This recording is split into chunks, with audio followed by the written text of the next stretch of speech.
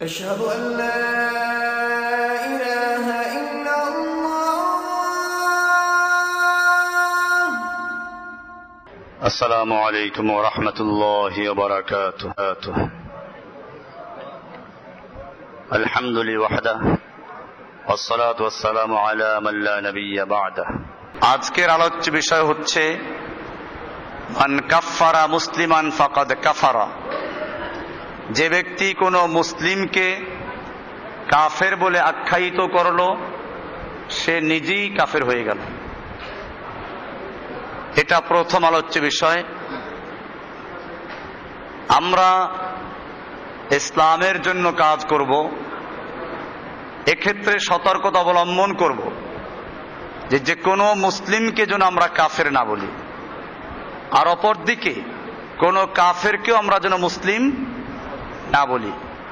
কোনো কাফেরকে মুসলিম বলা যাবে না, আর কোনো মুসলিমকেও কাফের বলা যাবে না।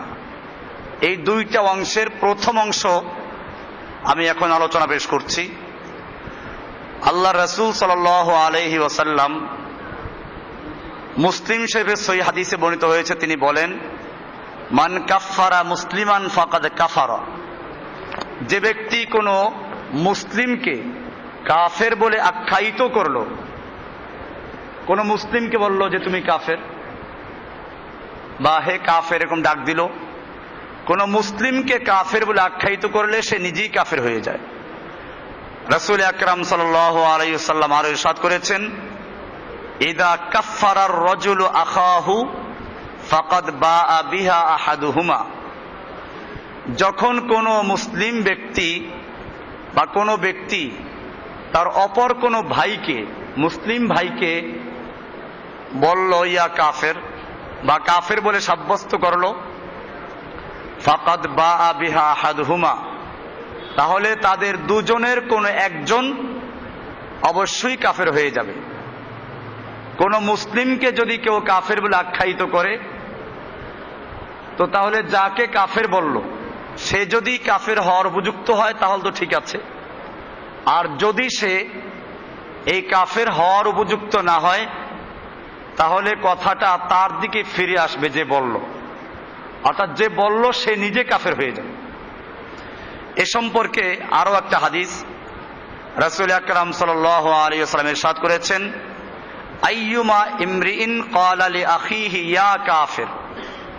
যে কোনো ব্যক্তি তার অপর কোনো ভাইকে এই বলে সম্বোধন করলো ইয়া কাফের, ওই কাফের, এরকম ডাকলো, ফাকাদ বাআ বিহা আহাদুহুমা, তাহলে অবশ্যই এই কথার সাব্যস্ত কোন একজনের উপর হবে। ইন কানা কামা ক্বালা, সে যাকে কাফের বলল সে যদি সত্যি এই কাফের হওয়ার উপযুক্ত হয়ে থাকে তো ভালো কথা, ওয়া ইল্লা রাজাআত আলাইহি, আর যদি তা না হয় তাহলে যে বলল তার দিকে ফিরে আসবে। ওয়াকালা সাল্লাল্লাহু আলাইহি ওয়াসাল্লাম, এছাড়া রাসূল আকরাম সাল্লাল্লাহু আলাইহি ওয়াসাল্লাম আরো বলেছেন মান দাআ রাজুলান বিল কুফরি আও ক্বালা আদুউল্লাহি ওয়া লাইসা কাযালিকা ইল্লা হারা আলাইহি। যে ব্যক্তি কোনো ব্যক্তিকে কাফের বলে ডাকলো অথবা তাকে বলল যে সে আদুউল্লাহ, আল্লাহর দুশমন, কাউকে আল্লাহর দুশমন বলে ডাকলো, অথচ সে এরকম কাফেরও না আল্লাহর দুশমনও না, তাহলে ইল্লা হারা আলাইহি, যে বলল তার উপরে বিষয়টা ফিরে আসবে। ওয়ান আব্দুল্লাহ ইবনে ওমর রাদিয়াল্লাহু তাআলা আনহু قال قال رسول الله صلى الله عليه وسلم আইয়ুমা রাজুলিন মুসলিমিন আকফারা রাজুলান মুসলিমান। আব্দুল্লাহ বিন ওমর রাদিয়াল্লাহু তাআলা আনহু থেকে বর্ণিত, তিনি বলেন যে রাসূলুল্লাহ সাল্লাল্লাহু আলাইহি ওয়াসাল্লাম ইরশাদ করেছেন যে কোনো মুসলিম ব্যক্তি অপর কোনো মুসলিম ব্যক্তিকে কাফের বলে আখ্যায়িত করলো, ফাইন কানা কাফেরান, যদি সে বাস্তবে কাফের হয়ে থাকে তো ভালো কথা, তার উপর ওটা বর্তাবে। ওয়া ইল্লা, কানা হুয়াল কাফের, নতুবা যে কাফের বলল সে নিজেই কাফের বলে সাব্যস্ত হবে। বুখারী মুসলিম সহ হাদিসের বিভিন্ন কিতাবে আছে, আবু দাউদ শরীফে আছে। এমনি ভাবে ইবনে হিব্বানের আরেকটা হাদিস আছে, আমিন রিওয়ায়াত আবি সাঈদ আল খুদরি রাদিয়াল্লাহু তাআলা আনহু, আবু সাঈদ খুদরি রাদিয়াল্লাহু তাআলা আনহু থেকে বর্ণিত, তিনি বলেন قال رسول الله صلى الله عليه وسلم ما أكفر رجل رجلا إلا باء أحدهما بها। যখনই কোনো ব্যক্তি কোনো ব্যক্তিকে কাফের বলে আখ্যায়িত করে, তখন তাদের দুজনের কোনো একজন, যে বলল এবং যাকে বলা হলো, এই দুজনের কোনো একজন এর উপর এটা বর্তাবে। ইনকানা কাফেরান, যদি সে বাস্তবে কাফের হয়ে থাকে যাকে বলা হলো, তাহলে তো ঠিক আছে, তার উপরে গিয়ে পড়লো। আর যদি সেটা না হয়, ওয়াইল্লা কাফারা বিতাকফিরিহি, যদি যাকে বলা হলো সে বাস্তবে কাফের না হয়ে থাকে, তাহলে যে বলল সে নিজে এই তাকফির করার কারণে কাফের হয়ে গেল। এমনি ভাবে আরেকটা হাদিস, যেটা বাজ্জাজের হাদিস, আল্লাহ রাসূল সাল্লাল্লাহু আলাইহি ওয়াসাল্লাম বলছেন ইদা ক্বালা আর-রাজুলু লিআখিহি ইয়া কাফির ফাহুয়া কাকতলিহি, যখন কোনো ব্যক্তি তার অপর কোনো ভাইকে বলল ইয়া কাফের, হে কাফের, ফাহুয়া কাকতলিহি, সেই জন্য তাকে হত্যা করে ফেলল। তাহলে বোঝা গেল যে কোনো ব্যক্তিকে, কোনো মুসলিম ব্যক্তিকে কাফের বলা যাবে না। এখন কোন মুসলিম ব্যক্তিকে কাফের বলা হয় কেন? এটার চারটা কারণ থাকে। কোন ব্যক্তি যখন কোনো ব্যক্তিকে কাফের বলে ডাক দেয় বা কাফের বলে তাকফির করে, এর কয়টা কারণ হতে পারে? চারটা কারণ হতে পারে। আমরা এগুলো খুব খেয়াল করে শুনবো, যে আমরা দাওয়াতি কাজ করতে গিয়ে যেন এইসব ভুলগুলো না করি। এক নম্বর হচ্ছে মুস্তাহিল্লুন মুকাজ্জিবুন লিহুকমিল্লাহি, যাকে তাকফির করা হলো, কাফের বলে আখ্যায়িত করা হলো। তাকফির মানে হচ্ছে কাউকে কাফের বলে ফাতোয়া দেওয়া, কাউকে কাফের বলে আখ্যায়িত করা, কাউকে কাফের বলে ঘোষণা করা। এটাকে আরবিতে বলে কি? তাকফির। আমাদের কিতাবুল আকায়েদে একটা চ্যাপ্টার আছে তাকফির, উসুলে তাকফির। তাকফির করা যায় কখন? তো কাফের আমরা কেন বলি? এক তো হচ্ছে মুস্তাহিল্লুন মুকাজ্জিবুন লিহুকমিল্লাহি, আল্লাহর কোন হুকুমকে কোন ব্যক্তি যদি কি করে, আল্লাহর বিধানকে মিথ্যা সাব্যস্ত করে, আল্লাহর কোন বিধানকে যদি কেউ হালাল মনে করে, তাহলে সে কাফের হয়ে যায়। এই কারণে তাকে তাকফির করা হয়। একজন লোক বলল, আপনি বললেন মদ হারাম, সে বলল আরে কিসের হারাম, এটা হালাল। আল্লাহ বললেন সুদ হারাম, সে বলল আরে কিসের সুদ হারাম, সুদ হালাল। সুদ খেলে কি হয়? সুদ তো ব্যবসার মতোই। এরকম কথা বলল। এরকম যদি কোনো ব্যক্তি, দেখুন আমরা যে কথা বলছি ভালো করে বুঝতে হবে, আমি এটা বলি নাই সুদ খাইলো সে কাফের হয়ে গেল। কি বললাম? আল্লাহ তাআলা সুদকে হারাম করেছেন, এই সুদটাকে যে হালাল বিশ্বাস করলো সে কি হয়ে গেল? আল্লাহ নামাজকে হালাল করেছেন, ফরজ করেছেন। যে ব্যক্তি বলল নামাজ না পড়লে কি হয়, কে ফরজ করেছে? এরকম আল্লাহর বিধানকে যে মিথ্যা সাব্যস্ত করলো সে কি? এক নাম্বার। দুই নাম্বার হচ্ছে ওয়াহাজিউন লাইবুন, উপহাস করে মজাক করে কোনো ব্যক্তি আল্লাহর বিধানকে তুচ্ছ তাচ্ছিল্য করলো, কৌতুক করে, তাহলে সেও কাফের হয়ে যায়। আর একটা হচ্ছে মুতাআব্বিলুন মুখতিউন, কোরআনে হাদিসের কোন আয়াতকে বা কোন হাদিসকে তাবিল করে ভুল ব্যাখ্যা করে সে গোমরাহ হয়েছে। এরকম কোন গোমরাহি এমন পর্যায়ে চলে গেল যাতে কাফের হয়ে যায়, এরকম ব্যক্তিকে কাফের বলল। আর একটা হচ্ছে মুজতাহিদুন মুখতিউন, ইজতিহাদকারী, ভুল করেছে ইজতিহাদ করে, যেমন ফুকাহায়ে কেরামরা ইজতিহাদ করেছেন। আমরা এই বিষয়টা নিয়ে আসব। তাহলে চারটে কারণে মানুষকে তাকফির করে। আমরা দেখব এই চারটার কোন কোন কারণে কাউকে কাফের বলা যাবে, কাকে বলা যাবে না।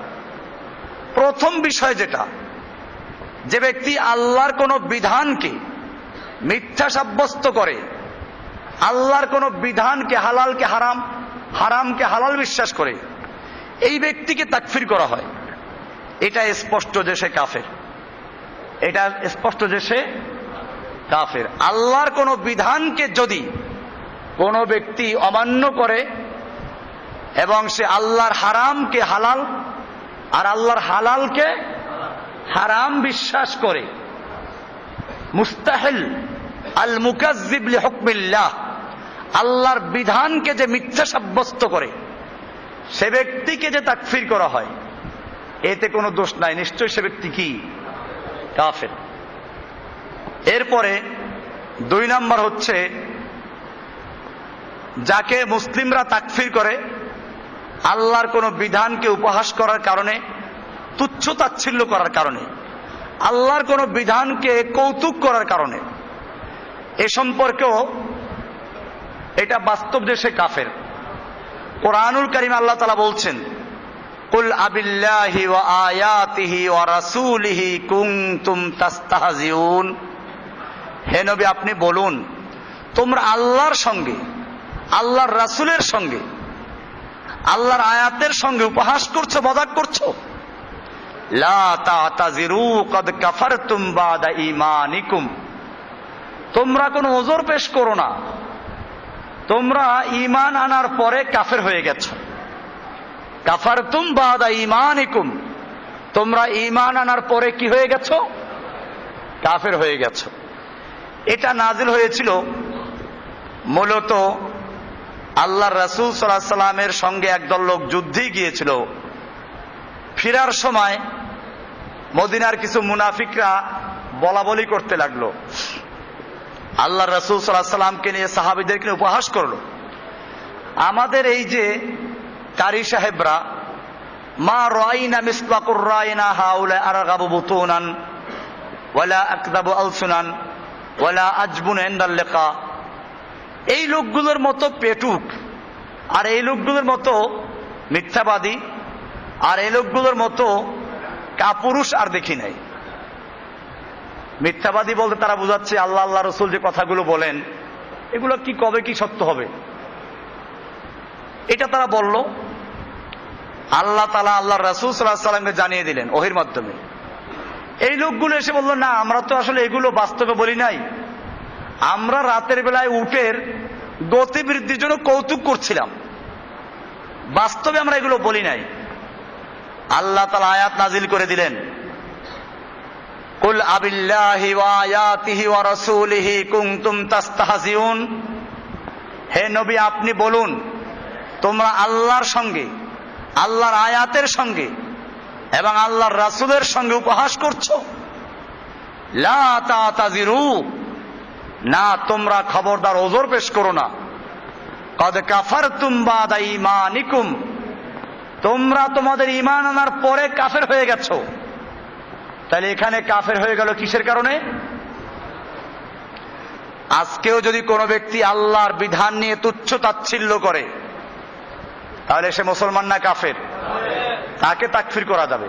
দুইটা বিষয় পরিষ্কার হয়ে গেল। আল্লাহর বিধানকে যে মিথ্যা মনে করে, আল্লাহর হালালকে হারাম আর হারামকে হালাল বলে বিশ্বাস করে, সে ব্যক্তি কি? তাকে তাকফির করা যাবে। 2 নাম্বার বলা হলো কি, আল্লাহর কোন বিধানকে নিয়ে অথবা আল্লাহর আয়াতকে নিয়ে, আল্লাহকে নিয়ে, আল্লাহর রাসূলকে নিয়ে উপহাস করে, মজাক করে, কৌতুক করে, তাকেও কি করা যাবে? তাকফির করা যাবে, সে কাফের হয়ে যায়। দুইটা বিষয় ক্লিয়ার হয়ে গেল। 3 নাম্বার হচ্ছে আল মুতাআব্বিল আল মুখতি, কোরআন বা হাদিসের কোন আয়াত বা হাদিসকে ভুল ব্যাখ্যা করার কারণে সে কুফরির মধ্যে লিপ্ত হয়ে গেছে। কাল্লাযী ইউকাফিরু মুসলিমান আন শুবহাতিন আও তাবিলিন খাতিয়িন ফাহাযা রাগমা আন্নাহু আসিমুন লিআন্নাহু কাযা আন জাহলিন বিগাইরি ইলমিন ইল্লা আন্নাহু লা ইউকাফফারু লিউজুদি তাবিলিল মারজুহ।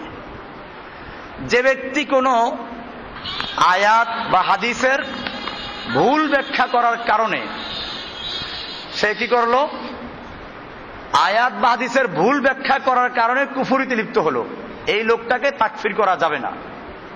কি বললাম? একে তাকফির করা খুব ভালো করে আমাদের খেয়াল রাখতে হবে। আমরা অনেককে বেদাতি বলি, মুবতাদে বলি, কিন্তু কাফের বলতে আমরা সাবধান থাকি। কি জন্য? যদি কোনো আয়াতের ভুল ব্যাখ্যা করার কারণে, এবং ওই ব্যাখ্যা করার সুযোগ আছে, খুব খেয়াল, দুইটা শর্ত, ওই আয়াতের মধ্যে ওই ভুল ব্যাখ্যা করার কি আছে? সুযোগ আছে। যেমন মনে করেন একজন সাহাবী সে কোরআনের আয়াত পড়লো যে রমজানের রাতের বেলায় খেতে থাকো, পান করতে থাকো, অকুলু অশরাবু, তোমরা খাও পান করো, কতক্ষণ?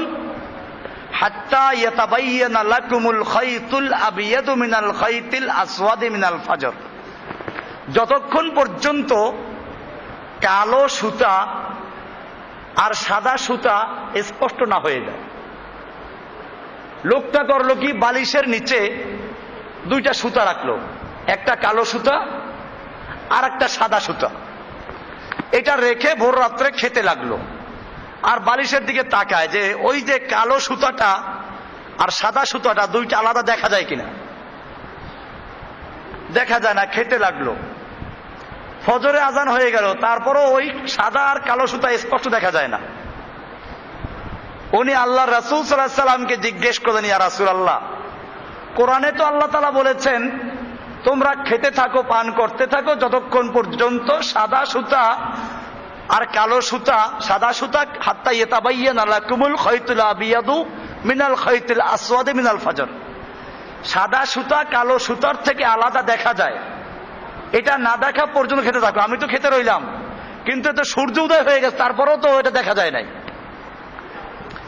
আল্লাহর রাসূল সাল্লাল্লাহু আলাইহি ওয়াসাল্লাম হেসে বললেন, তোমার বালিশ তো মাশাআল্লাহ খুব বড়, যে একেবারে সুবহে সাদেক আর রাত্র তুমি বালিশের তলে ঢুকেই দিয়েছো।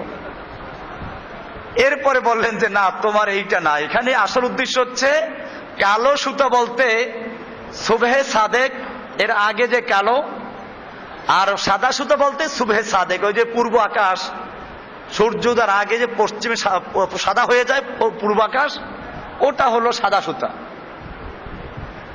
এখানে কিন্তু লোকটা ভুল করেছে। আল্লাহ রাসূল সাল্লাল্লাহু আলাইহি ওয়াসাল্লাম এই ভুলের কারণ তাকে কি করেন নাই? তিরস্কার করেন নাই, কাফের বলেন নাই। কারণ একটা আয়াতের সে ভুল ব্যাখ্যা করেছে, তাবিল করেছে। এটাকে বলে কি? তাবিল। তাবিল করা, আয়াতটাকে ব্যাখ্যা করা। আর ওই ব্যাখ্যা করার সুযোগ ওখানে ছিল, ব্যাখ্যা করার অবকাশ ছিল। তাহলে এক তো হলো ভুল ব্যাখ্যা করলো এবং সে ভুল ওইখানে বুঝার কি ছিল? অবকাশ ছিল। আল্লাহ রসুল ব্যাখ্যাও দেন নাই। সেই কারণে যদি কোনো ব্যক্তি ভুল ব্যাখ্যা করে কি হয়, কোনো বিভ্রান্তির মধ্যে পড়ে যায়, কুফরির মধ্যে পড়ে যায়, তাহলে তাকে কাফের বলা যাবে না। আপনি এখন প্রশ্ন করবেন যে ওই যে ওয়াবুদ রাব্বাকা হাত্তা ইয়াতিয়াকাল ইয়াকিন, যেটা জুমায় বললাম যে ফকিররা তাবিল করে, পীররা অনেক তাবিল করে, তুমি তোমার রবের ইবাদত করতে থাকো যতক্ষণ পর্যন্ত ইয়াকিন না আসে। তো তারাও তো তাবিল করেছে, ইয়াকিন মানে তারা বসে আকীদা, চূড়ান্ত বিশ্বাস। তাহলে তারা কেন গোমরা হয়ে যাবে, তারা কেন কাফের হয়ে যাবে? আমরা বলবো হ্যাঁ, তারা কাফের হতো না যদি আল্লাহর নবী এর কোনো ব্যাখ্যা না দিতেন। আল্লাহর নবীর পক্ষ থেকে যদি কোনো ব্যাখ্যা না দেওয়া থাকতো আর তারা আয়াতের ভুল বুঝতো, আমরা তাদেরকে তাকফীর করতাম না, তাদেরকে বরং গোমরা বলতাম। কি বলতাম? গোমরা বলতাম, বিভ্রান্ত বলতাম। কিন্তু আল্লাহর নবীর যেখানে ব্যাখ্যা দেওয়া আছে সেই ব্যাখ্যাটাকে বাদ দিয়ে যারা নিজেরা মন গড়া ব্যাখ্যা করবে, তারা এই আমাদের আলোচনার আওতাভুক্ত হবে না। আমরা বলছি যারা কোরআন এবং হাদিসের কোন আয়াত বা হাদিসের ভুল ব্যাখ্যার কারণে বিভ্রান্তির মধ্যে পড়ে গেছে এবং ওই ভুল ব্যাখ্যা করার সুযোগও আছে, আয়াতের মধ্যে হাদিসের মধ্যে অবকাশ আছে, তাহলে তাকে তাকফির করা যাবে না। এক্ষেত্রে আমরা দেখব খাওয়ারেজরা আমাদের সমাজে অনেক আছে, আবার খুব পাইকারি কাফের বলে, এমনকি কোনো বেদাত করলেও তাকে কাফের বলে। এটা আমরা পরিষ্কার বলে দেই খাওয়ারেজ আকীদা, এটা খাওয়ারেজদের আকীদা। আমরা স্পষ্ট বলি আমরা মুসলিম, আমরা সাহাবা এবং আল্লাহর রাসূল সাল্লাল্লাহু আলাইহি সাল্লামের অনুসরণ করে সাহাবারা যেভাবে করেছেন। আমরা শিয়া না, মুতাজিলা না, কাদিয়ানী না, খারেজি না, রাফেজি না, বাহাই না, চিশতি না, কাদেরি না, এরকম ভাবে আমরা কোন ফিরকার মধ্যে নাই। পরিষ্কার বিষয়গুলো। কিন্তু আমরা কাফের বলতে সাবধানতা অবলম্বন করব। আপনারা ইতিহাস পড়ুন, আলী রাদিয়াল্লাহু তাআলা আনহুর যুগে খাওয়ারেজরা যারা আলীকে পর্যন্ত কাফের বলল, ইমাম ইবনে তাইমিয়া রাহমাতুল্লাহ লিখেছেন, ওয়াল খাওয়ারেজ কানু আযহারান নাস বিদআতান, খাওয়ারেজরা ছিল এই উম্মতের মধ্যে সবচেয়ে বড় বেদাতি, ওয়া কাতলান লিল উম্মতি, এবং তারা মুসলিমদেরকে হত্যা করত, ওয়া তাকফিরান লাহা, মুসলিমদেরকে কাফের বলতো, আলীকে পর্যন্ত কাফের বলতো। ওয়ালাম ইয়াকুন ফিস সাহাবাতি মান ইউকাফিরুহুম, অথচ সাহাবীরা তাদেরকে কাফের বলেন নাই। সাহাবীরা কি বলেন নাই? লা আলিয়ুন ইবনে আবি তালিব ওয়ালা গায়রুহুম, আলী রাদিয়াল্লাহু তাআলা নিজে ওদেরকে কাফের বলেন নাই, অন্য কোন সাহাবীও খাওয়ারেজদের কি বলেন নাই? কাফের বলেন নাই। বাল হাকামু ফীহিম বিহুকমিহিম ফিল মুসলিমিনা আয-যালিমিনা আল মুতাদিন, বরং তাদের ব্যাপারে ফয়সালা দিয়েছেন যে এরা মুসলিম, জালেম, সীমালঙ্ঘনকারী, বেদাতি, চরম বেদাতি, এটা বলেছেন। কিন্তু কি বলেন নাই? কাফের বলেন নাই।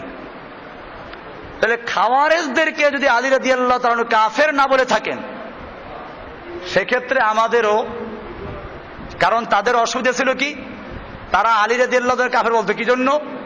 তারা দলিল দিয়ে কোরআন দিয়ে আমাল্লাম ইয়াহকুম বিমা আনজালাল্লাহু ফাউলাইকা হুমুল কাফিরুন। আলী রাদিয়াল্লাহু তাআলা আনহু জঙ্গে সিফফিনের সময় কি করেছিলেন? যখন আলী এবং মুয়াবিয়ার মধ্যে যুদ্ধ হচ্ছিল, আলীর বাহিনী আমিরে মুয়াবিয়ার বাহিনীকে পরাজিত করছিল। সেই সময় আমিরে মুয়াবিয়া রাদিয়াল্লাহু বাহিনীর মধ্যে একটা লোক ছিল চালাক সাহাবী, আমর ইবনে আস। উনি বললেন যে একটা কাজ করো, তোমরা তীরের মাথায় কোরআন ধরো, ধরে বলো যে আমরা এই কোরআনের মাধ্যমে ফয়সালা করব, যুদ্ধ করব না। তারা এটাই করলো। আলী রাদিয়াল্লাহু তাআলা বললেন যে না, ওরা প্রতারণা করছে, ওদেরকে কতল করো। আলীর দলের মধ্যে একদল লোক ছিল, এরা বলল না, ওরা আমাদেরকে কোরআনের দিকে আহ্বান করছে, আর তুমি আমাদেরকে যুদ্ধের দিকে আহ্বান করছো। তুমি যদি যুদ্ধ বন্ধ না করো, তাহলে আমরা তোমার সাথে সেই আচরণ করব যা আমরা ওসমানের সঙ্গে করেছিলাম। তার মানে ওসমানকে যে হত্যা করেছিলাম, তোমাকে হত্যা করব। বাধ্য হয়ে আলী রাদিয়াল্লাহু তাআলা আনহু কি করলেন? ওদের সঙ্গে কথাবার্তা বলার জন্য মেনে নিলেন, যুদ্ধ বন্ধ করলেন। যুদ্ধের বন্ধের পরে সমঝোতা হলো যে আলীর পক্ষ থেকে একজন সালিস নিয়োগ করা হবে, আর আমিরে মুয়াবিয়ার পক্ষ থেকে একজন সালিস নিয়োগ করা হবে। এই দুইজনে 6 মাস আলোচনা করবে, সিদ্ধান্ত দিবে, এবং উভয় পক্ষ যে সিদ্ধান্ত দেয় ওটা মেনে নিবে। এই যে খারেজিরা, এরা বলল দেখো আলী তুমিও কাফের হয়ে গেছো, আমিরে মুয়াবিয়াও কাফের হয়ে গেছে, কারণ তোমরা কোরআনের বিরুদ্ধে তৃতীয় সালিস মেনেছো। দেখেন কি ব্যাখ্যাটা করলো। অথচ এটা তো কাফের হয়ে যায় না, কারণ সালিস বানানো, এই সালিসদেরকে দায়িত্ব দেওয়া হয়েছে যে এরা কোরআন সুন্নাহ মোতাবেক একটা সমাধানে আসবে, এটা কোরআন সুন্নাহর বাইরে না। তাছাড়া সালিস নিয়োগ করা যায়, বিয়ের মধ্যে আছে, স্বামী স্ত্রী যদি কোনোভাবে বোনাবুনি না হয়, তাহলে কি করবে? প্রথমে স্বামী স্ত্রীকে সাবধান করবে, প্রয়োজনে হালকা মার দিবে, এতে না হলে বিছানা আলাপ করে দিবে। তাতেও যদি না হয় তাহলে আস্তে আস্তে পদক্ষেপ নেবে। কেমনে? ফাবআসু হাকামান মিন আহলিহি ওয়া হাকামান মিন আহলিহা, স্বামীর পরিবার থেকে একজন হাকাম বিচারক আর স্ত্রীর পরিবার থেকে একজন বিচারক, এই দুইজনে আলোচনা করবে, তার মাধ্যমে দুইজনকে বুঝাবে। তাতেও যদি না হয় তাহলে কি করবে? তাহলে এক তালাক দিয়ে রাখবে। একসাথে তালাক তিনটা যা আছে তা দেয়, 100 তালাক দেয়।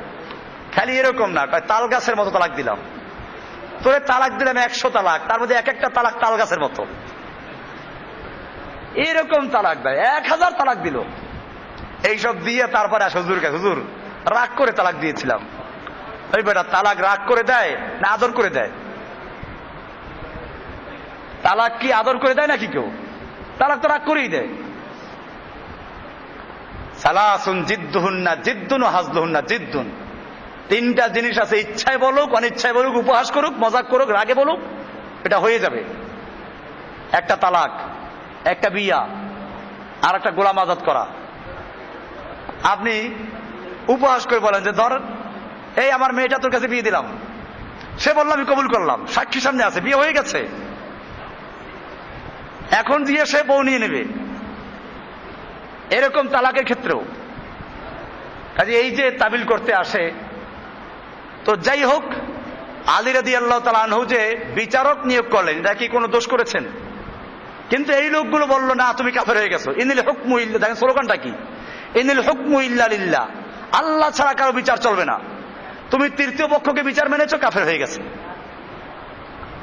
এই কারণেই আলী রাদিয়াল্লাহু বলেছিলেন, উনি যখন কুফার মসজিদে খুতবা দিচ্ছিলেন, এক কোনার থেকে একজন খারেজি চিৎকার মেরে বলল ইনিল হুকমু ইল্লা লিল্লাহ, আল্লাহ ছাড়া কারো বিচার মানি না। আলী রাদিয়াল্লাহু তাআলা আনহু তখন তার সেই ঐতিহাসিক বাক্য বচন বলেছিলেন। তিনি বলেছিলেন কালিমাতু হাক্কিন উরিদা বিহাল বাতিল, কথাটা সত্য উদ্দেশ্যটা খারাপ, কথা সত্য মতলব খারাপ, এটা আলী তখন বলেছিলেন। তো যাই হোক, এই খারেজিদেরকে যেহেতু কোরআন দিয়ে তারা দলিল পেশ করেছে, কোরআনের আয়াতের অপব্যাখ্যা করেছে তারা, এ কারণে তাদেরকে তাকফির করা হয় নাই। সুতরাং আমরা কোন মুসলিমদেরকে যারা আল্লাহর বিধান মানে, শর্ত আল্লাহর বিধান মানে, আল্লাহর বিধানকে অমান্য করে না, তুচ্ছ তাচ্ছিল্য করে না, আমলগতভাবে কোনো গুনাহে কাবিরা করলো, আমরা তাকে তাকফির করব না। কি করব না? কাফের বলবো না, যদি সে কোনো আয়াতের ভুল ব্যাখ্যার কারণে বা কোনো হাদিসের ভুল ব্যাখ্যার কারণে এমনটা করে থাকে। আমরা খারেজিদের কি দেখলাম যে খাওয়ারেজরা এরা ওসমানকে কাফের বলেছে, আলীকে কাফের বলেছে, এমনকি তাদের ওই দলের বিরুদ্ধে যারা ছিল তাদের সবাইকে কাফের বলেছে। আমাদের দেশেও আছে কিন্তু এরকম লোক, তাওহীদের দাওয়াত দিতে গিয়ে বেশিগুলো বাড়াবাড়ি। এটা আমি আপনাদেরকে বলি, আপনারা তাওহীদের দাওয়াত দেয় দেখলেই পাগল হয়ে যান না। তাওহীদের দাওয়াত দেয়, এর মধ্যে খারেজি আছে, বাংলাদেশে এখন সব আছে, বাহাই আছে। আপনারা যারা শান্তিনগর গেছেন, শান্তিনগর ওই যে কর্ণফুলী গার্ডেন সিটি মার্কেট, ওটার পাশ দিয়ে যে গলি ঢুকেছে, ওই গলিতে ঢুকতে ডান পাশে দেখবেন একটা বাড়ি আছে, লেখা আছে বাহাই, কি আছে, বাহাই অফিস। বাহাই একটা দল, একটা মতবাদ, এরা মুসলমান দাবি করে, জঘন্য মতবাদ এদের। এরা ওই কয়জন ছাড়া সব কাফের। এরকম খাওয়ারে যাচ্ছে, আপনার আশপাশেই আছে, আমাদের এইখানেও ছিল। এরা বলতো রফলিয়াত না করলে কাফের, আমিন জোরে না বললে কাফের। আমরা গোমরা বলি, আমি কি কাফের বলছি? এই যে আজকে অনেক ফেরকার নাম ধরে বলছি, কাফের বলছি নাকি? কাফের বলছি কাউকে? কাফের বলতে আমরা সাবধান অবলম্বন করব, গোমরা ফেরকা। বাকি হচ্ছে তাকফির করার ক্ষেত্রে আমরা খুব সতর্কতা অবলম্বন করতে হবে। পাইকারি ভাবে তাকফির করা যাবে না, এজন্য এই খাওয়ারেজদেরকে দেখেন, খাওয়ারেজদেরকে এরা কত বড় জঘন্য কাজ করেছে। ওসমানকে কাফের বলেছে, আলীকে কাফের বলেছে, আলী এবং ওসমানকে আমির মুমিনকে কাফের বলেছে। এদের দুই দলের পক্ষে যত লোক ছিল সব কাফের হয়ে গেছে। কথাগুলো কত সুন্দর, আল্লাহ ছাড়া কারো বিধান মানি না, ইনিল হুকমু ইল্লা লিল্লাহ। তো এই লোকগুলোকেও আলী রাদিয়াল্লাহু তাআলা আনহু কাফের বলেন নাই। কেন বলেন নাই? কারণ তারা কোরআনের একটা আয়াতকে ভুল বুঝার কারণে, অবব্যাখ্যা করার কারণে এই বিভ্রান্তির মধ্যে পড়েছিল। এরপরে 4 নাম্বার, যাদেরকে মানুষ তাকফির করে, আল মুজতাহিদ আল মুখতি, ভুল ইজতিহাদ করার কারণে যারা বিভ্রান্তির মধ্যে আছে। একটা মাযহাবীদের যে বিষয়টা, এটা আকীদার উপরে ভিত্তি করে ফিরকা হয় নাই। শিয়া, মুতাজিলা, কাদিয়ানি, রাফেজি, খারেজি, জাহমিয়া, মুরজিয়া, মুশাব্বিহা, চিশতিয়া, কাদেরিয়া, নকশবন্দিয়া, মুজাদ্দিদিয়া, সাবেরিয়া, চিশতিয়া, যত তরিকা আছে এই সব তরিকার ভিত্তি আকীদার উপরে। কিসের উপরে? আকীদাগত কারণে। কিন্তু মাযহাবী যে ইখতিলাফটা, এটা এই জাতের না। এটা খুব আপনারা ভালো করে বোঝার চেষ্টা করবেন। আপনারা কেবল ফেরকা মনে করলেই বুঝেন সব এক দলের। মাযহাবী ফেরকাটা এই জাতীয় না। মাযহাবী ফেরকাটা হচ্ছে কি, ফিকহার মাসালা বের করতে গিয়ে ইমামরা ইজতিহাদ করেছেন, ইজতিহাদ করতে গিয়ে কেউ ভুল করেছেন। যেমন মনে করুন, আমিন জোরে বলবে না আস্তে বলবে। এখন একটা হাদিসে, তিরমিজির হাদিসটা দেখবেন, ওয়াইল ইবনে হুজুর থেকে বর্ণিত হাদিসটা, সুফিয়ানের বর্ণনায় আসছে মাদ্দা বিহা সাওতাহু, আমিন জোরে বলেছেন। আর শোবার বর্ণনায় আসছে খাফাদা বিহা সাওতাহু, আমিন আস্তে বলেছেন। এখন ফুকাহায়ে কেরামরা এর মধ্যে কোনটা গ্রহণ করবেন? সহি একটাই, এ বি আতা হয় ও বি আতা হয়, এটা হয় না। আমাদের একজনে কোরআন তর্জমা পড়াইতেন। তো মাদ্রাসায় কোরআন তর্জমা পড়ায় কারা জানেন? কোরআনের তো গুরুত্ব দেওয়া হয় না মাদ্রাসায়, হাদিসের গুরুত্ব নাই। ফিকহার কিতাব, মানতিকের কিতাব, ফালসাফার কিতাব, এগুলো পড়ায় বড় বড় আলেমরা। আর কোরআন তর্জমা পড়ায় কে? কারি সাহেব। কোন রকম কোরআন তর্জমা পড়তে পারে, এর দেয় কোরআন তর্জমা পড়তে। তা আমি যে বছর শরহে বেকায় পড়ি, এই বছর একজন কোরআন তর্জমা পড়াইতেন। তো প্রায় তর্জমার সময় দেখতাম যে আমরা তাকে পড়াশোনা করে আসতাম। আমরা মুতালা আজকে কি পড়া হবে ওটা আগের থেকে পড়ে আসতাম আমরা। তো দেখতাম যে তর্জমা ভুল করে ফেলছে। তো বলতাম, হযরত এ তর্জমা গলত হয়, এটা গলত তর্জমা, ভুল তর্জমা, যে আসে তবে এই। তো উনি বলতেন যে চলো ই বি আতা হয়, মানে ওটাও ঠিক আছে এটাও আছে, ঠিক আছে এটাও ঠিক আছে। তো আমি এবার বলতাম যে নেই, ये भी नहीं, एक होगा, ये तो वही है, ये यही है, दोनों नहीं है। আপনি যদি বলছেন চলো এটাও ঠিক আছে ওটাও ঠিক আছে, এটা হবে না, ঠিক একটাই হবে, কোনটা হবে সেইটা বলেন। যখন ভালো করে ধরতাম তখন বলতেন যে আচ্ছা চলো ওইটাই তোমারটাই ঠিক আছে। তো যাই হোক, এরকম হতো। কেউ রাফুল ইয়াদাইন করা মুস্তাহ বলেছেন, কেউ না বলা মুস্তাহ বলেছেন, হাদিসে করার কথা আছে। এখন ওনারা কিছু দলিলের কারণে কেউ বলেছেন না রাফুল ইয়াদাইন শুধু তাকবীরে তাহরিমার সময় থাকবে আর থাকবে না। এইগুলো ইজতিহাদি মাসালা, এগুলো কি এই ইজতিহাদ করে যদি কেউ ভুলও করে তাকে কাফের বলা যাবে? তাহলে যারা কাফের বলতেছে এটা পরিষ্কার খারিজদের রাখে, কাদের রাখে যা। সুতরাং এই রাফুল ইয়াদাইন না করলে, আমিন জোরে না বললে কাফের হয়ে যায়। এই ফতোয়াগুলো আমাদের সমাজে যারা ছড়াচ্ছে এদের সঙ্গে আমার কোনো সম্পর্ক নাই, আমি পরিষ্কার করে দিচ্ছি। আমি এদেরকে বরং মনে করি এরা সবচেয়ে জঘন্য খাওয়ারেজ।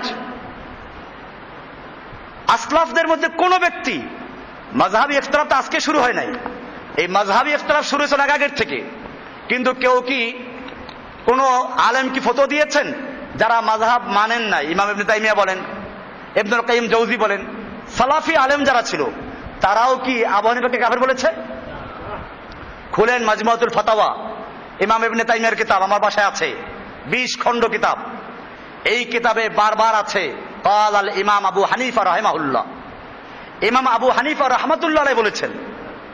ইমাম ইবনুল কাইয়িম জাওজির কিতাব ইলামুল মুওয়াক্কিঈন, সেখানে তিনি পরিষ্কার বারবার উল্লেখ করেছেন ইমাম আবু হানিফা রাহিমাহুল্লাহ, ইমাম শাফি রাহিমাহুল্লাহ, ইমাম মালিক রাহিমাহুল্লাহ শ্রদ্ধার সঙ্গে উল্লেখ করেছেন। এই জন্য ইজতিহাদ করে যদি কেউ ভুল করে তাকে তাকফির করা যাবে না। এই কারণে আমি এটা বলেছি যে আকীদাগত সুফিদের যে তরিকার সাথে আমাদের ইখতিলাফ, সেটা আকীদাগত। পীরদের তরিকার ইখতিলাফটা ফিকহ ইখতিলাফ না, ওটা কি? আকীদার ইখতিলাফ। খারেজিদের সাথে ইখতিলাফ আমাদের কিসের ইখতিলাফ? আকীদার ইখতিলাফ।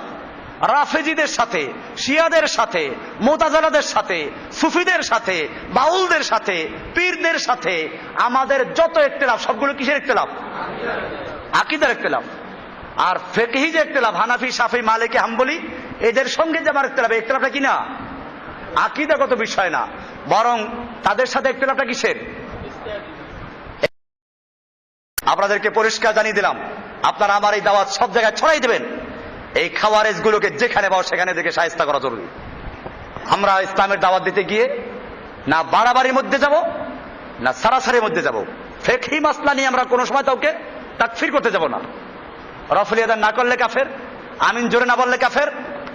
এই সালাফিদের মধ্যেও কিছু লোক আছে, আমি পরিষ্কার বলে দিই আজকে, এই বাংলাদেশে অনেক তাওহীদের দাওয়াত দেয়, বা সৌদি আরবে আছে, সৌদি আরব থেকে পড়াশোনা করে যারা এসেছে মদিনার থেকে, এরকম বড় বড় ইউনিভার্সিটির লেকচার আছে, টেলিভিশন ভাষণ দেয়, এরা তাওহীদের দাওয়াত দেয়। সেই তাওহীদ কোন পর্যন্ত জানেন? ওদের তাওহীদ মানে হলো কবর পূজা শিরিক, মাজার পূজা শিরিক, পীর পূজা শিরিক, এই পর্যন্ত শিরিক শেষ। যখন বলবেন যে যারা শাসকরা, মুসলিম দেশের শাসকরা যারা আল্লাহর আইন বাতিল করে, নিজেরা সার্বভৌম ক্ষমতার দাবি করে, আল্লাহর আইন পরিবর্তন করে, তারা কি কেন না দেশের আইন মানে ফরজ, দেশের আইন মানে বড় কি ফরজ। ওই বেটা দেশের আইন মানে ফরজ পাইছে কই? যারা আল্লাহর আইন বদলাইলো, আল্লাহর আইন বাতিল করলো, যে মুসলিম দেশের শাসকরা, তারা কি মুসলমান না কাফের? এরা উপহাস করে, এরা মুসলিমদেরকে হত্যা করে, যারা ইসলাম কায়েম করতে চায় তাদেরকে জেলে ঢুকিয়ে দেয়, এরা কাফেরদের হাতে মুসলমানদেরকে তুলে দেয়। এরপরেও এরা কি? এরা কাফেরদেরকে এনে নিজের দেশে বসায়। সৌদি আরবের সরকার কি করছে? জেদ্দায়, দাম্মামে, রিয়াদে, সব জায়গায় আমেরিকাকে বসাই দিয়েছে পাহারাদারি করার জন্য। তো যাদের সবচেয়ে ঘনিষ্ঠ বন্ধু কারা? কাফেররা, আমেরিকা, ইহুদি, খ্রিস্টানরা। এরকম এই দেশগুলোতে আছে, যতগুলো মুসলিম দেশ আছে সবগুলো শাসক কারা এখন? শাসকের আইন মানা ফরজ। কোন শাসক? বেটা যে শাসক কোরআন আর হাদিস দিয়ে দেশ চালায়, ওই শাসকের আইন মানা কি? ওই শাসকদের সম্পর্কে বলা হয়েছে তারা তোমার পিঠে কোরআন মারে, তারপরও তার বিরোধিতা করো না। আর যেই শাসকরা কোরআন এবং সুন্নাহ মোতাবেক দেশ পরিচালনা করে না, বরং কোরআনের আইন বাতিল করে, তারা তাদের দস্তুর, তাদের সংবিধানে পরিষ্কার লেখা আছে যে তাহলে এই যে যারা আল্লাহর আইনকে বাতিল করে দিল, আল্লাহর আইনকে মিটাইয়ে দিল, এবং তাদের সংবিধানের সাথে সাংঘর্ষিক যেটা ওইখানে আল্লাহরটা বাতিল, সংবিধান ঠিক। এমনকি যদি সংবিধানের বিরুদ্ধে বলে তাহলে বলে রাষ্ট্রদ্রোহী। ওই বেটা, তোর সংবিধানের বিরুদ্ধে কথা বললে যদি রাষ্ট্রদ্রোহী হয়, আল্লাহর দেওয়া সংবিধানের বিরুদ্ধে বললে তাকে কি বলবো আমরা? আল্লাহদ্রোহী। তাহলে যারা আল্লাহদ্রোহী হয়ে গেল, তুই তাদেরকে হেফাজত করার জন্য যারা আল্লাহর কথা বলে তাদেরকে বলি রাষ্ট্রদ্রোহী। এই লোকগুলো কত বড় গোমরাহ আমি জানি না। আল্লাহ তাআলা একদল লোক সম্পর্কে বলেছেন, মাসালুল্লাযীনা হুম্মিলুত তাওরাতা কামাসালিল হিমার, যাদেরকে তাওরাত দেওয়া হয়েছিল ওরা হেমারের মতো, গাধার মতো। হেমার মানে কি? গাধার পিঠে যদি কোরআন শরীফ আর হাদিস শরীফ সব মিলিয়ে বহন করা হয়, বিজ্ঞানের বই চাপাই দেওয়া হয়, গাধায় কোনো জ্ঞান অর্জন করতে পারবে? ওর পিঠে ওই আলুর বস্তা দেওয়া যে কথা, আর কোরআন হাদিস আর বিজ্ঞানের বইয়ের বস্তা দেওয়া কি? ঠিক এরকম ভাবে এই আলেমগুলোকে আল্লাহ তাআলা কোরআনের ইলম দিয়েছিলেন, হাদিসের ইলম দিয়েছিলেন, যে মানুষকে তারা তাওহীদের দাওয়াত দিবে, জিহাদের দাওয়াত দিবে, শিরকের বিরুদ্ধে দাওয়াত দিবে। এই লোকগুলো কি করলো? শাসকদেরকে বাঁচাবার জন্য দুনিয়ার শাসকদের পা চাটাই গোলামি করে তারা বলে যে শাসকদের আইন মানা ফরজ। অথচ শাসকরা রাস্তার মোড়ে মোড়ে মূর্তি বানাচ্ছে, এরপরে তাদের আইন মানা যদি ফরজ হয়, তাহলে শাসকরা আইন করে দিয়েছে 21শে ফেব্রুয়ারি মূর্তির সামনে নগ্ন পায়ে যেতে হবে, ফুল চড়াতে হবে, মূর্তির সামনে নীরবে 1 মিনিট দাঁড়াতে হবে, করো গিয়া ফরজ। শাসকের আইন। ওই আলেম সাহেবদেরকে আপনারা প্রশ্ন করবেন যে ভাইজান, আমরা কি তাহলে শাসকের আইন মানতে গিয়ে, দেশের আইন মানতে গিয়ে 21শে ফেব্রুয়ারি শহীদ মিনারে ফুল দিব না? মূর্তির সামনে গিয়ে আমরা নীরবে দাঁড়াবো না? আমরা কি ওখানে গিয়ে নগ্ন পায়ে হাঁটবো না? আমরা কি দেশের আইন মানতে গিয়ে 1 বৈশাখ আমরা কি করব? পান্তা ভাত খেতে যাবো না? মেয়েদের হাতে পান্তা ভাত খাবো না? আমরা কি দেশের আইন মানতে গিয়ে নেতা নেত্রীদের সাথে একসাথে বসবো না? জিজ্ঞেস করুন এদেরকে। আমরা কি দেশের আইন মানতে গিয়ে চোরের হাত কাটার বিধানটা কোরআন থেকে তুলে দিব না? আমরা কি দেশের আইন মানতে গিয়ে সুদ আল্লাহ হারাম করেছেন এই ফতোয়া কি বাতিল করে দিব না? আমরা কি দেশের আইন মানতে গিয়ে পতিতালয়ের যদি লাইসেন্স দেওয়া হয় তাহলে সেখানে জেনা ব্যভিচার হারাম হবে না এই ফতোয়া কি দিব না? দেশের আইন মানা ফরজ, শাসকদের মান্য করতে হবে। ওই বেটা কোরআনের আয়াত দিয়ে দলিল পেশ করে আতিউল্লাহ ওয়া আতিউর রাসূল ওয়া উলিল আমরি মিনকুম। ওখানে পরিষ্কার আছে তোমরা আল্লাহর আনুগত্য করো, আল্লাহর রাসূলের আনুগত্য করো, এবং তোমাদের মধ্যে উলিল আমর, এখানে আত্মীয় শব্দ নাই। তার মানে কোরআন হাদিসের আনুগত্যের মাধ্যমে, যারা আল্লাহ আল্লাহ রাসূলের আনুগত্যের মাধ্যমে তোমাদেরকে দেশ চালায় সেই উলুল আমরের আনুগত্য করো। আর যারা নিজেরা আল্লাহ এবং আল্লাহর রাসূলের আনুগত্য করে না তারা উলুল আমর না, জেনে রাখো তারা হচ্ছে উলুল খামর। তারা কি? উলুল খামর। ওরা উলুল আমর না, ওরা মদের হেফাজতকারী। কাজী খবরদার এই সমস্ত আলেমদের ফতোয়ায় বিভ্রান্ত হবেন না। যে আলেমরা রফুল ইয়াদাইন না করলে কাফের বলে, যে আলেমরা আমিন জোরে না বললে কাফের বলে, যে আলেমরা বুকের উপর হাত না মারলে কাফের বলে, অথচ মূর্তি তৈরি করলে কাফের হয় না, সুদ হালাল বৈধ করে দিলে কাফের হয় না, মূর্তির সামনে পূজা করলে কাফের হয় না, আল্লাহর আইনের পরিবর্তে আইন তৈরি করলে কাফের হয় না, মানুষের সার্বভৌমত্ব কায়েম করলে কাফের হয় না। কাফের হয় আমিন জোরে না বললে। এইরকম যারা তাওহীদের দাওয়াত দেয়, আমি সেই তাওহীদবাদী ভাইদেরকে বলছি, যদি বুঝে না এসে বুঝার চেষ্টা করো, তোমাদেরকে দাওয়াত দিচ্ছি পূর্ণাঙ্গ তাওহীদে চলে আসো।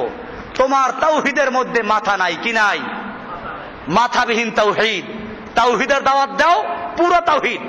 পৃথিবীর একটা রান্নাঘর থেকে শুরু করে বঙ্গভবন পর্যন্ত, সংসদ ভবন পর্যন্ত তাওহীদ চলবে।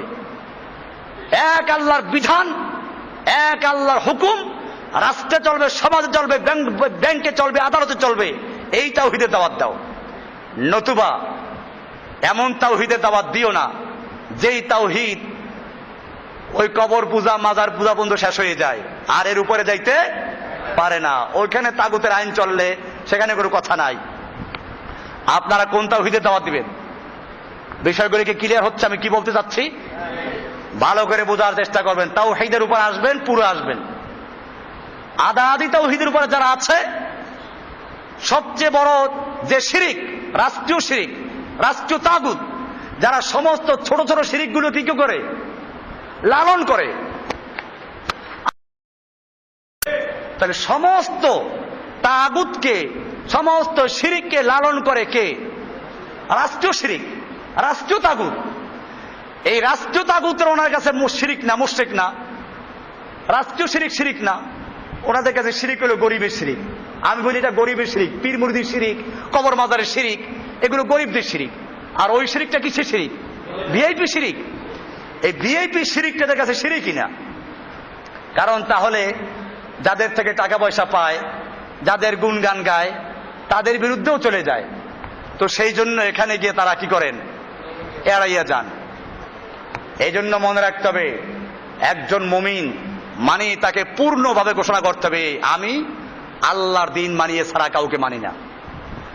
আল্লাহর হুকুম মানি, এছাড়া কারো হুকুম মানব না। আশহাদু আল্লা ইলাহা ওয়া আশহাদু আন্না মুহাম্মাদান আবদুহু ওয়া রাসূলুহু।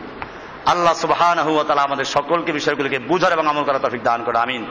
আগামী সপ্তাহে ইনশাআল্লাহ একটা গুরুত্বপূর্ণ আলোচনা হবে, সেটা হচ্ছে মাল্লাম ইউকাফফিরুল কাফিরা আও শাক্কা ফি কুফরি ফাকাদ কাফারা। যে কাফেরকে কাফের বলে আখ্যায়িত করে না, অথবা কাফেরকে কাফের বলতে গিয়ে সন্দেহ পোষণ করে, সে নিজেও কাফের হয়ে গেল। এই আলোচনা আগামী সপ্তাহে হবে ইনশাআল্লাহ। এই জন্য আপনারা প্রস্তুতি নিয়ে আসবেন, কিছু খাওয়া দাওয়া করে আসবেন। আল্লাহ সুবহানাহু ওয়া তাআলা আমাদের সকলকে বিষয়গুলোকে বুঝার এবং আমল করার তৌফিক দান করুন। আমিন। ওয়া সাল্লাল্লাহু তাআলা আলা নবিয়িনা মুহাম্মদ ওয়া আলা আলিহি ওয়া সাহবিহি আজমাইন। সুবহানাল্লাহি ওয়া বিহামদিহি সুবহানাকাল্লাহুম্মা ওয়া বিহামদিকা আশহাদু আল্লা ইলাহা ইল্লা আনতা আস্তাগফিরুকা ওয়া আতুবু ইলাইক। আসসালামু আলাইকুম ওয়া রাহমাতুল্লাহি ওয়া বারাকাতুহু।